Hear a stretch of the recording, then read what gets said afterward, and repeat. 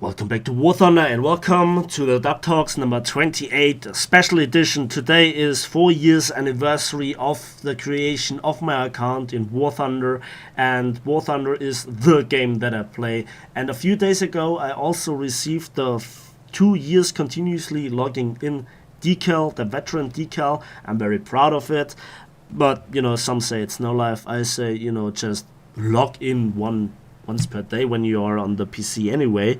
It doesn't really matter, does it?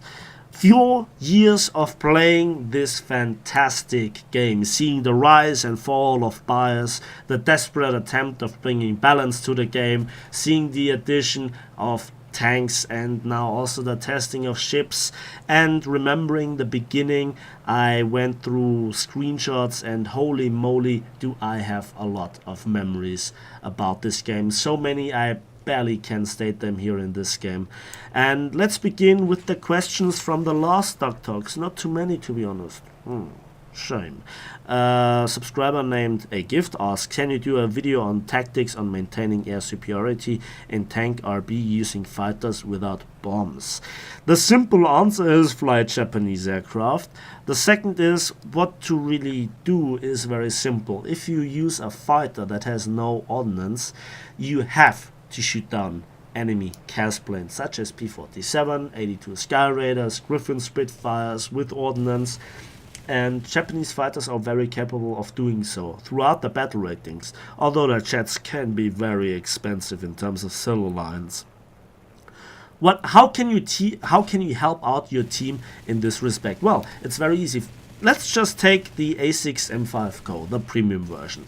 It has just crappy 50 or 60 kilogram bombs and just 20mm cannons with a limited amount of ammunition and two 7.7 machine guns with 1,000 rounds. That is not too much. Separating your armament is something that I highly advise between cannons and machine guns.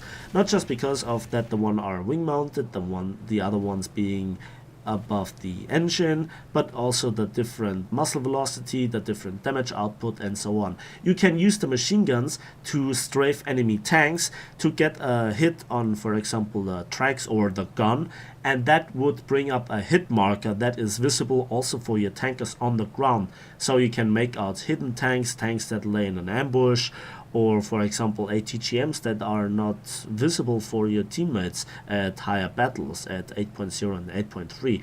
Those are the tactics. I would not really go into air superiority mode to spade certain aircrafts. In this respect, RRB is better, especially for Japanese aircraft, as you can see in the background with the fantastic Ki-67-1. And I love this aircraft. I had so much fun playing it. I made also a video on the Lincoln. I have not uploaded it, but I practically did the same with a heavy bomber. So you can imagine the fun. And thank you, American teams, for supplying me with a steady stream of bombers that I can harvest. Yes, I harvest bombers. I have Japanese harvesting machines. Yes. Yeah. So I hope you get the point with the air superiority and also the difference between air superiority and close air superiority support, in short form CAS. Then Sugan SS asks, what do you think about PvE? Well, to make it short, I was kind of a bit disappointed. First of all, I didn't play it for a few days. A few things have changed, so I'm not really up to date. However, the essence is that I just played the planes in the beginning, the first few days of the patch, where there were no tanks available, I guess. And the problem is it takes, or one session took like 40 minutes. You couldn't win it despite shooting down 40-50 bots. And being by far the first one I just got a 200% Silverline booster or a 150% research point booster. That's not worth the time. Simple as that. I mean, it is a possibility to seal club a little bit, but ultimately it's something different. But for me, as somebody that loves to grind, it's not really an option. So in my opinion, I'm a bit disappointed. I will have a look at it again, and I hope Gaijin reworks it really nicely. It has potential, but there was not a lot of love involved for such a long development time. Remember, the first time we saw it for tanks was the Halloween event, and that was not really spooky, rather strangely how stupid and zombie-like the tanks were. I mean, they're bots after all. Then let's talk about a comment from the Dirty German on last Duck Talks, and you can read the comment yourself. The H6K4 was, without the shadow of a doubt, one of the most memorable planes in arcade back when, in the beginning of War Thunder, when I was sitting with him in my apartment and we both ran War Thunder on overheating laptops that barely could run the game. I was a massive noob, but I soon found out that Russian biplanes are very effective. Since then I became a really good player in arcade, and I left arcade for realistic, both in tanks and planes. I did not really leave it for arcade tanks, but realistic is just simply easier. It's easier to play in realistic with tanks. People are really blind. You can ambush them really easy. This is not meant as an insult, but in arcade, you have to know what you're doing. It's much more stressful.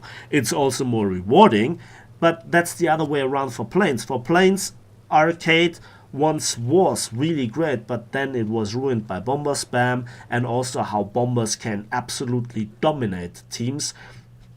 And I'm not just willing to, give up all the tactics for my Blue and Sumas that really do not really work that well in arcade, but rather work well in realistic.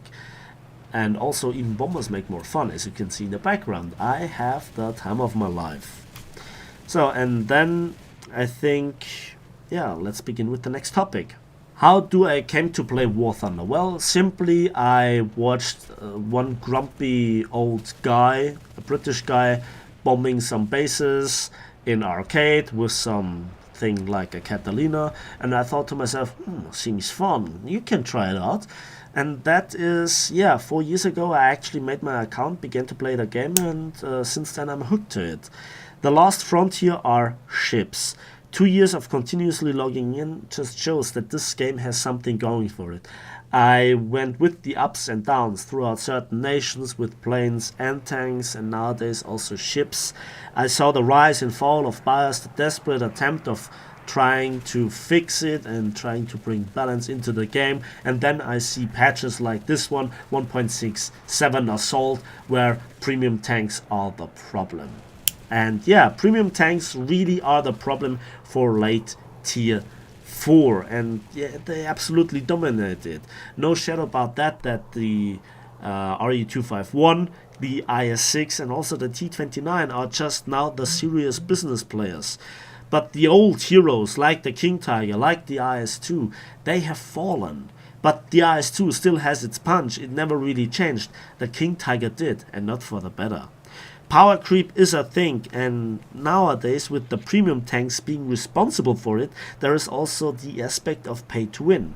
Whatever you come up with as a solution, like for example the battle rating spread, increase it to 9.0 from kind of not decompressing it from 6.7 onwards to like 9.0 or even 10.0, that I talked such a long time ago already, and I also stated it numerous times, especially on TeamSpeak 3 and Discord, to so many people that already were fed up with my opinion, and now they come running screaming backwards and say, yes, that's the solution, it was always my idea. And I just say, yeah, good.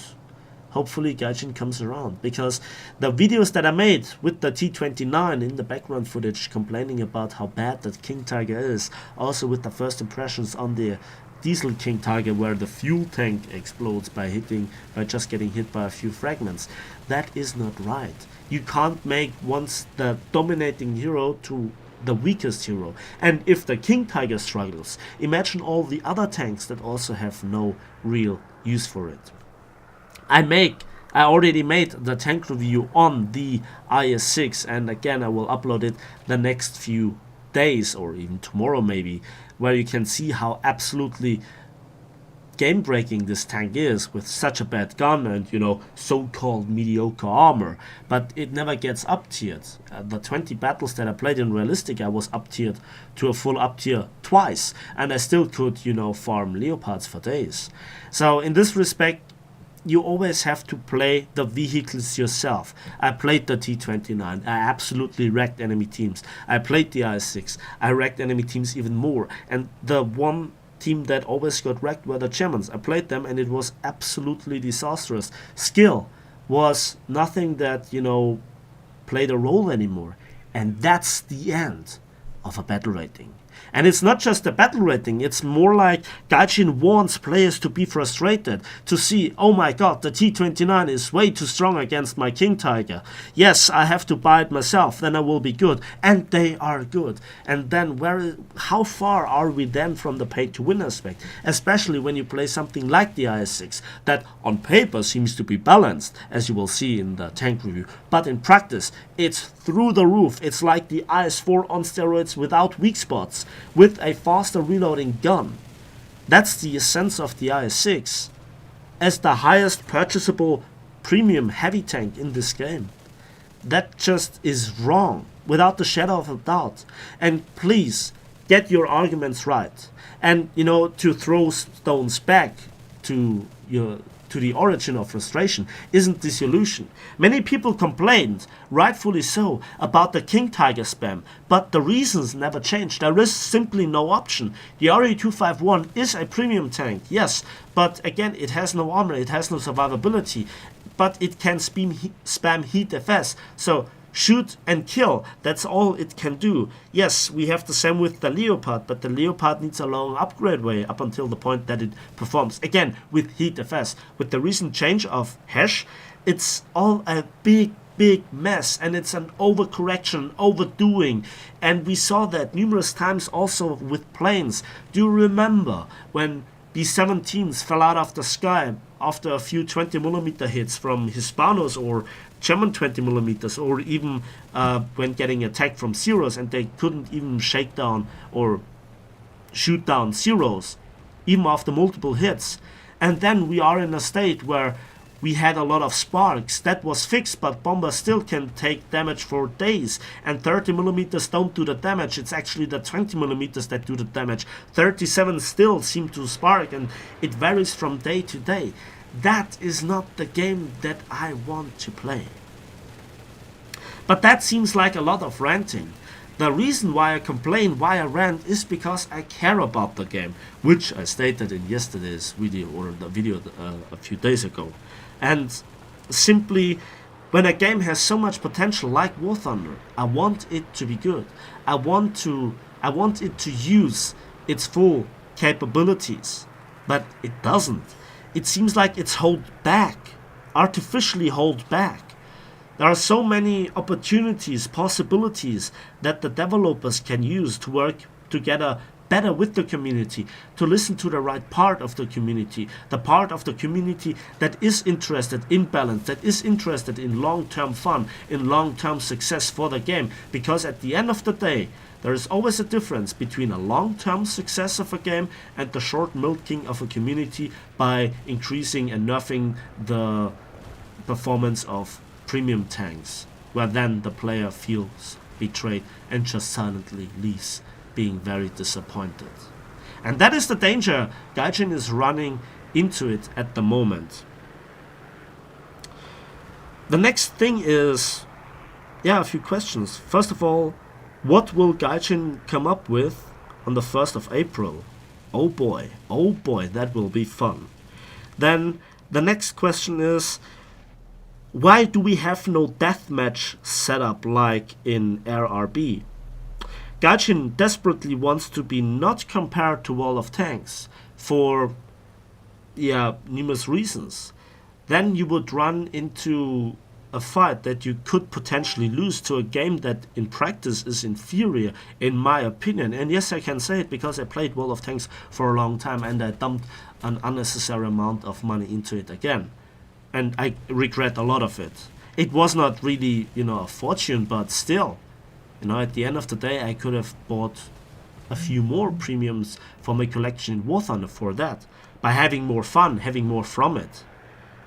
Wall of Tanks is a different game, yes, but at the end of the day, many people compare it. But the question still is, why do we have no deathmatch setup like in RRB and or in Wall of Tanks? 16 versus 16, 20 versus 20. The maps are large enough. The game mechanics are there that would support it, and that also would probably increase the silver line and research point increase. Gaijin claims that it's alright, but if you look at the results that I can do with just flying around and shooting down 1, 2, maybe 3 aircraft with a premium aircraft, even without a booster on a premium account, I get insane amount of research points. Easy mode, not because I'm a very good pilot, but because it's so easy to make. Strafing with ground units to get the same amount of results in tanks is insanely difficult, even with boosters, even with premium vehicles, even with the so-called pay-to-win aspect. It takes a very awesome battle to get even close to that kind of results. We have respawns, both in arcade and realistic battles, for airplanes and for tanks.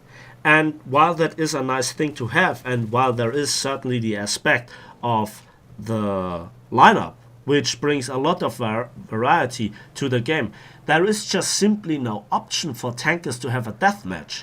Except for Simulator. But Simulator again is a completely different game mode, and I don't want to get bombed within 1 minute after not even being able to leave the spawn in my mouse, for example, by, I don't know, somebody that just suicides with a bomber into me, which is the same like in arcade, where it is annoying and could easily be fixed by just simply having an arming distance of rockets. We already saw the implementation of a bomb delay of like, I don't know, 10 seconds in arcade, which greatly helped out. Furthermore, there is simply the same in RRB going on, that people just bail out after they just harvest some ground units. And in Tank RB it's the very same. I often got nuked after having the possibility of having an insanely awesome battle. I was up to 7, 8, 9 kills, and then I got bombed by somebody that jumped into a ground striker and suicided into me with a pair of bombs with assault fuse or rockets, and he did not survive that, but it didn't matter because I was dead, and he just did this attack run on me because he wanted revenge. And that is something that just throws away so much potential and is annoying for everybody. And so that is a lost chance. Now again, that sounds like a lot of ranting and, criticizing especially Gaijin for the dubious decision makings they sometimes make, and they never really changed it. The people that I, have contact with, they're all really good guys. It's the problem on the very top, that it seems like either they are incompetent or they know exactly what they're doing. And I'm not quite sure which of the two scenarios is quite more worrisome. I love the game, and that's why I criticize it, because I want it to be awesome. I want it to be good. And when it works, this is the best game you can think of. No other game ever, period, has catched my attention like this. I'm addicted for 4 years to it for a reason. Not just because, it's a good game and I can make YouTube videos for it. I make YouTube because of the game, not the other way around. And I fully committed to this game. And I don't regret it. So when you make a comment on my channel, be sure that I read it. I do not answer every comment, especially nowadays that I make, videos that have a very high traffic in terms of comments. I still can read them all, and from time to time I take like half an hour to read through the comments. I do not answer them all, but be sure that I read them all, as far as I can read them, when they are not written in either German or English. So I hope you enjoyed the gameplay in the background. Let me know everything in the comment section that there is to know. There is so much more that I could talk about, and yeah, so many things that I cannot even address here. At the end of the day, I love the game, and I hope you do too. I hope we can learn together again. The comment section is the place where we exchange knowledge, and yeah, I learn from you guys as much as I learn from playing the game, and you guys learn hopefully from me. In this way, I hope you liked the video. If so, please give it a like. It's really easy to press that like button. Just do it once, you know, it doesn't hurt you. Subscribe if you want to see more. Again, it's just that one button that you have to, you know, press. And yeah, we will see each other in the skies and on the battlefields of War Thunder.